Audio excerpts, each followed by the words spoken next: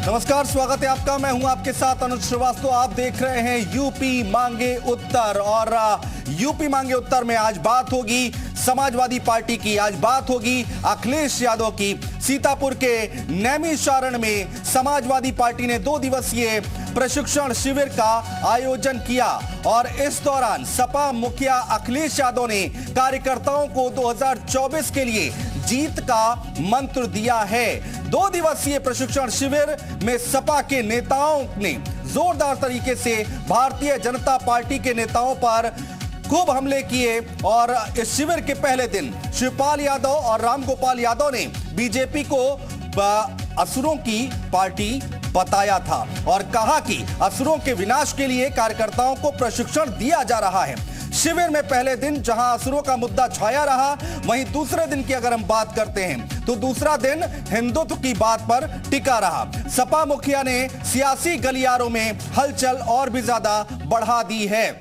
दरअसल अखिलेश यादव ने कार्यकर्ताओं को संबोधित करते हुए कहा कि मीडिया कहती है आप सॉफ्ट हिंदुत्व की राह पर बढ़ रहे हैं, सॉफ्ट हिंदुत्व होने से काम नहीं चलेगा, ये अखिलेश यादव कह रहे हैं। और उन्होंने आगे क्या कहा, उन्होंने कहा हार्ड होना पड़ेगा। अब अखिलेश यादव के इस बयान से सवाल उठने लगे हैं कि क्या अब सपा भी भारतीय जनता पार्टी की हार्डकोर हिंदुत्व पॉलिटिक्स की राह पकड़ने वाली है। और इसी मुद्दे पर आज हम चर्चा करेंगे, बातचीत करेंगे। 24 का चुनाव हमारे सामने है और समाजवादी पार्टी की रणनीति क्या जा रही है, कहां पर क्या कुछ हो रहा है, क्या कुछ समीकरण बैठाए जा रहे हैं, उसकी बात करेंगे। लेकिन उससे पहले देखिए ये रिपोर्ट।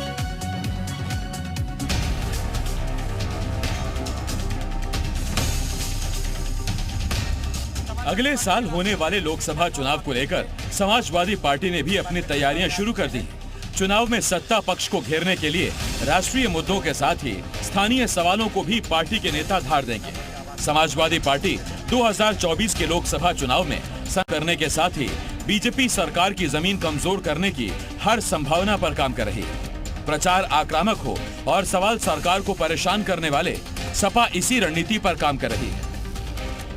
ऋषि मुनियों की धरती नैमिषारण्य में सपा के प्रशिक्षण शिविर के दूसरे दिन समापन समारोह में अखिलेश यादव ने पार्टी कार्यकर्ताओं को संबोधित किया।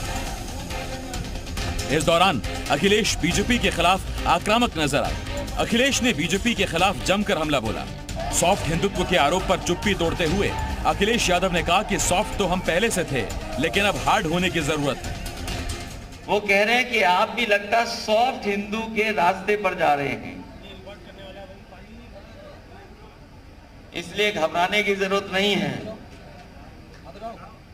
हम लोग पहले से ही बहुत सॉफ्ट हैं, बस अब हार्ड होने की जरूरत है, हार्ड होने की।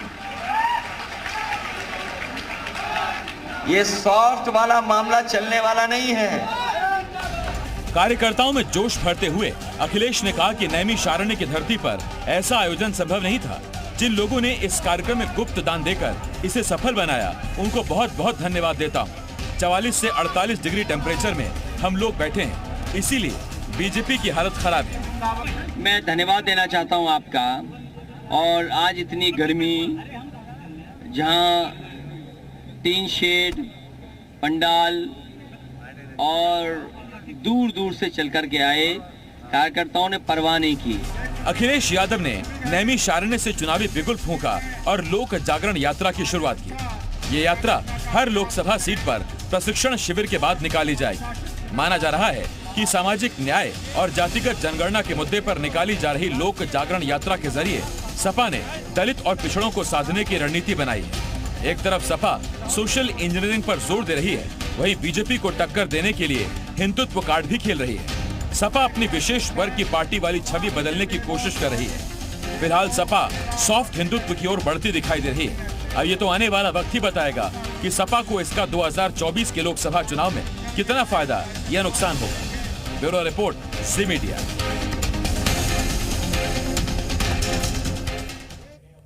तो इससे कितना नफा होगा, कितना नुकसान होगा, ये तो आने वाला वक्त बताएगा। लेकिन यहां पर समाजवादी पार्टी जो है वो अपनी रणनीति में बदलाव करती हुई दिखाई दे रही है। इसी अहम मुद्दे पर बातचीत करने के लिए खास पैनल हमारे साथ मौजूद है। अशोक पांडे प्रवक्ता है भारतीय जनता पार्टी से, हमारे साथ जुड़ रहे हैं। स्वागत है सर आपका। अभिषेक राय जी हैं, प्रवक्ता है समाजवादी पार्टी से, सपा का पक्ष रखेंगे। अभिषेक राय जी स्वागत है। संदीप श्रीवास्तव जी राजनीतिक विश्लेषक हमारे साथ जुड़ चुके हैं। संदीप जी स्वागत है। तुलसी महाराज हिंदू धर्मगुरु हैं, उनसे भी बातचीत करेंगे और समझने की कोशिश करेंगे। तुलसी महाराज जी बहुत स्वागत है आपका। सबसे पहले अशोक पांडे जी से शुरुआत करते हैं। अशोक पांडे जी, आपकी पिच पर खेलने की तैयारी कर रहे हैं अखिलेश यादव, कह रहे हैं अब हार्ड होना पड़ेगा। देखिए, सबसे बड़ी बात है कि शिविर लगाना, सारे राजनीतिक दल सभी शिविर लगाते हैं, प्रशिक्षण करते हैं, लेकिन नीयत में खोट है। नैमिषारण तपस्वियों की धरती है और नेताजी मुलायम सिंह जी ने राम भक्तों के लहू से सरयू की धरती को लाल कर दिया था। हाँ। उनका लाल अब कालनेम बन के, कालनेम की तरह रामनामी ओढ़ के मूर्ख बनाने का प्रयास कर रहा है। बल्कि हम तो ये कह सकते हैं, कालनेम जिमी रावण राहु उत्तर प्रदेश की जनता जानती है कि इनके पिता ने राम भक्तों के लहू से सरयू की धरती को लाल किया। उसका लाल स्वामी प्रसाद मौर्य के साथ कट्टर हिंदू बनने जा रहा है। हंसी आती है, कम से कम इस देश के मुसलमान अवाक होंगे। इस तरह की बात बोली जा रही है कि हक्का बक्का हम तो पसमांडा मुसलमानों का सम्मेलन कर रहे हैं, अंतिम आदमी की आवाज बनने का प्रयास कर रहे हैं, और ये लोग इस तरह की नौटंकी कर रहे हैं। जनता जानती है। नैमिषारण में जो हो रहा है उसको आप नौटंकी बता रहे हैं? बिल्कुल बिल्कुल। देखिए, शिविर चलाना अच्छी बात है, प्रशिक्षण करना अच्छी बात है। डॉक्टर लोहिया निषेध करते थे, हाँ। लोहिया करते थे। आप कह रहे अच्छी बात है, एक तरफ कह रहे अच्छी बात है, दूसरी तरफ कह रहे नौटंकी है। अभिषेक राय जी जवाब दीजिए, नौटंकी कर रहे हैं आप लोग? और जब भी आप लोग हिंदू या हिंदुत्व की बात करते हैं, आ रहा हूं दोबारा आ जाऊंगा अशोक पांडे जी, हिंदू और हिंदुत्व की बात करते हैं तो यहाँ पर राम भक्तों की बात जरूर करती है भारतीय जनता पार्टी। मुलायम सिंह का दौर याद दिलाती है। हाँ ठीक है, आ रहा हूँ अशोक जी, आ रहा हूँ। अभिषेक राय जी को बोलने दीजिए। पार्टी के अरे मेरी बात देखिए, यही वो भारतीय जनता पार्टी है जिसने आदरणीय हमारे स्वर्गीय मुलायम सिंह यादव जी को पद्म विभूषण दिया। क्यों दिया भाई? अगर इस तरह से हमने धरती लाल कर दी थी, अगर मुलायम सिंह का उत्तर प्रदेश की राजनीति में कोई योगदान नहीं था, बड़ा हास्यास्पद लगता है। इनसे हम सर्टिफिकेट लेने आए हैं। कौन है आप सर्टिफिकेट देने वाले? क्या मैं हिंदू नहीं हूँ? क्या आप हिंदू नहीं है अनुज भाई? तो ये सबको पता है, किसी के सर्टिफिकेट की हमें जरूरत नहीं है। जनता जनार्दन के सामने हमें ये साबित करने की जरूरत नहीं है।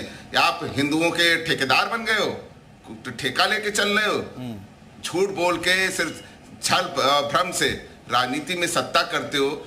जितने वादे पूरे किए आपने किए थे, बेरोजगारी को महंगाई डायन करके आए थे, बेरोजगारी 2 करोड़ रोजगार देने की बात करके आए थे, क्या किया? कुछ नहीं किया आप लोगों ने। और आज आप कहते हो कि हमें कहते हो कि हम सॉफ्ट हिंदुज्म की तरफ चल रहे हैं। साहब, हमें हिंदू हमेशा सॉफ्ट रहा है। अशोक पांडे जी कह रहे हैं कि आप लोग नौटंकी कर रहे हैं नैमिषारण में। उसने सर्व धर्म को आगे बढ़ाने का काम किया।